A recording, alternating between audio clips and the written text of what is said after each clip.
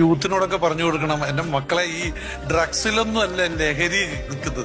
ലഹരി എന്ന് പറയുന്നത് നമ്മളൊരു ബ്രാൻഡ് തുടങ്ങുക, ആ ബ്രാൻഡിന്റെ വളർച്ച നമ്മൾ കണ്ടുകൊണ്ടിരിക്കുന്ന ആ ബ്രാൻഡ് ഉയരങ്ങളിലേക്ക് പോകുമ്പോൾ നമുക്ക് ഉള്ളിന്റെ ഉള്ളിൽ കിട്ടുന്ന ഒരു കിക്കില്ലേ, അതാണ് യഥാർത്ഥ ലഹരി. ആ ലഹരി ആയിരിക്കണം നമ്മള് ബ്രാൻഡ് ഓണേഴ്സിനും ഉണ്ടാകുന്നത്.